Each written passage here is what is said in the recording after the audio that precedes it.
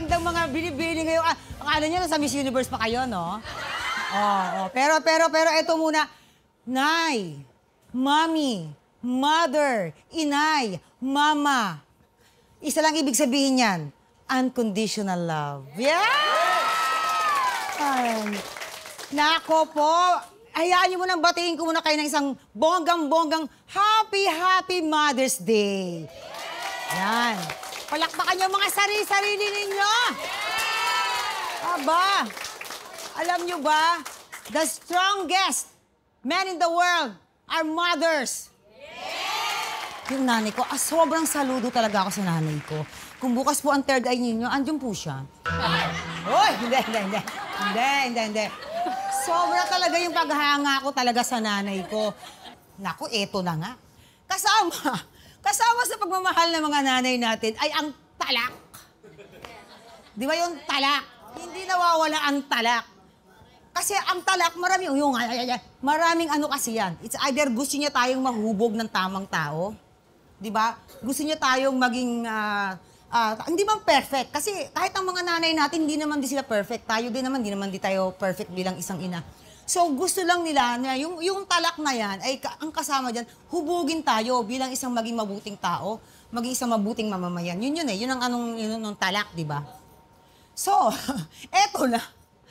Ano ba yung mga talak ng nanay ninyo na hanggang ngayon nadadala ninyo, natatalak nyo sa mga anak-anak ninyo, na mamanahin din nila, na itatalak din nila sa mga anak-anak nila. Ako, hindi ko makakalimutan sa nanay ko. Tanghali na. Ang gagaling niya! Ang gagaling niya, ha?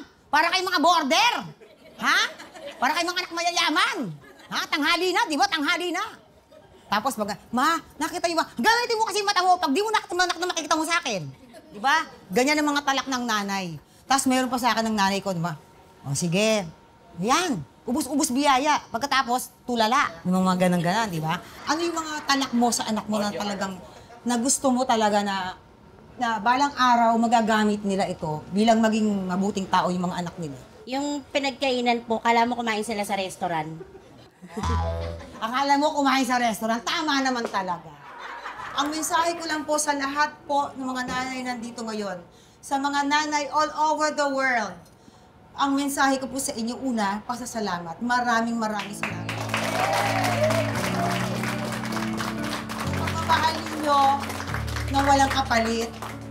Salamat po sa gabay. Salamat po. Ay, ba't naiiyak ako? Hoy! Dapat... Kasi 5 years na kaming walang nanay. 5 years na kaming ulila sa nanay. Maraming salamat po sa sakripisyo. Maraming salamat po. And sa lahat po ng mga nanay, mabuhay kayo at naway bigyan kayo ng malakas na pangangatawan.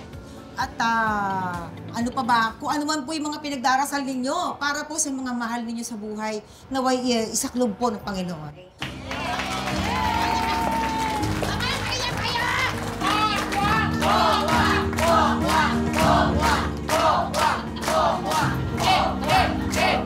Sa araw ng mga ina, sabay-sabay nating kilalanin, pakinggan at damhin ang mga kwento ng sakripisyo, pagmamahal at pagpapatawad.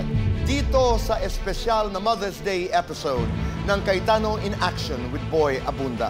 Isang anak na pakiramdam niya ay pinagtutulungan siyang paalisin sa bahay ng kanyang ina, maglalabas ng mga hinanakit niya. Yung nanay ko po, nagiging one-sided po ang tingin sa kapatid ko. Pagdating po sa akin, parang baliwala lang po ako. Hindi ako naiintindihan ng asawa ko.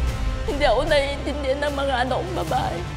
Pati na rin si John Paul, hindi niya ako naiintindihan. Ang masalimuot na sitwasyon ng kanilang pamilya haharapin sa case-to-face-to-face-to-face. Mga nanay na minsang dumaing, lumaban at nagtiwala sa tulong ng CIA with BA.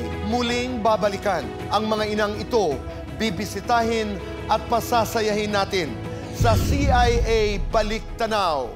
Ano ang mga dapat nating tandaan bago tayo bumoto bukas sa halalan? Alamin para siguradong mabilang ang boto mo at matupad mo ang iyong tungkulin sa ating inang bayan. Mamaya yan, sa tanong mo, sagot ng COMELEC. At mga nanay na bida sa ating masayang palaro ngayong gabi, mag-uuwi ng mga regalo at papremyo. Saya, tawa at sorpresa ang naghihintay sa mga nanay dahil ngayon ay araw nila sa Alan Peter Pitt. Sa mga ina na buong pusong nagmamahal, nagsakripisyo at lumalaban para sa pamilya. Ang programang ito ay para sa inyo. Kaya tutok na dito lang sa Cayetano in Action with Boy Abunda 2.0.